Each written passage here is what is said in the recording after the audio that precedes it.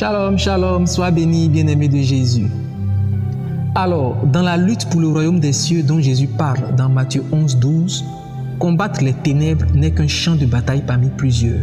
Parce qu'en plus de combattre les ténèbres, ce qui a fait l'objet de la première partie de cette méditation, dont le lien est en description d'ailleurs, tu dois être violent contre la chair. Et Paul en parle dans 1 Corinthiens 9, verset 27, quand il dit « Je traite durement mon corps, je le tiens assujetti. » Point de suspension. Mais pourquoi? Alors, rappelle-toi que dans ton corps, il y a la chair qui est le premier maître depuis la chute d'Adam et Ève. L'esprit vient prendre le contrôle après que tu sois né de nouveau. Mais c'est au prix d'une lutte acharnée parce que la chair veut te conduire à la mort et l'esprit à la vie. Galates 5, 16 à 17 le dit si bien en évoquant qu'il faut marcher par l'esprit pour ne pas accomplir les désirs de la chair parce que les deux s'opposent inéluctablement.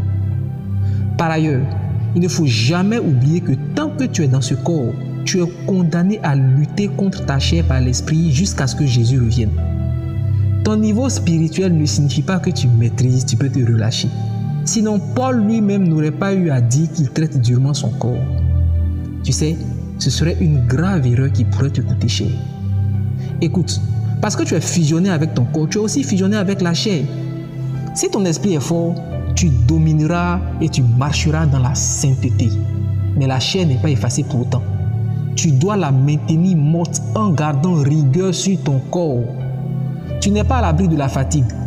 En plus, il y a le mauvais jour, comme le dit Éphésiens 6, 13. Un jour, tu es en difficulté comme Jésus à Gethsémani, Matthieu 26, 39 et 42. Alors ne joue pas avec la chair. Mais attention, durcir sur la chair ne signifie pas mépriser son corps pour ne pas l'entretenir. Pour ce point-ci, pour plus d'explications, il faut revoir la méditation intitulée « N'ayez pas soin de la chair » partie 1 et 2. Le lien est d'ailleurs en description. Enfin, la violence contre la chair doit te faire comprendre que si tu n'as pas envie de prier ou d'aller à l'église, c'est normal.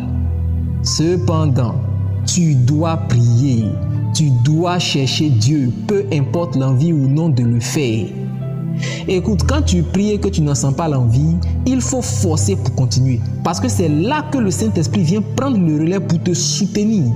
Ton corps qui dit qu'il est trop fatigué pour se lever pour prier est en train de mentir. Parce que si tu forces un peu, tu verras que la prière est intéressante. Cette pseudo-fatigue est une fausse alerte. Il y a certains qui pensent que parce que le Saint-Esprit est là, ils vont toujours sentir.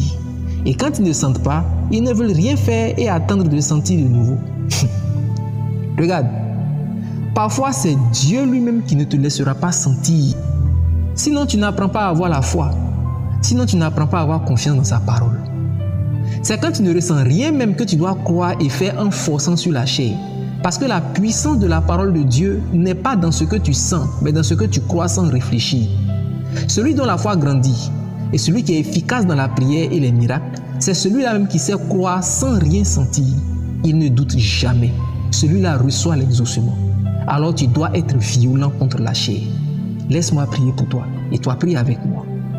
J'envoie sur toi Philippiens 2,13 et j'ordonne que tu reçoives maintenant la volonté de l'Esprit et sa force au nom de Jésus. Je brise les chaînes de la paresse, de la procrastination et du sommeil.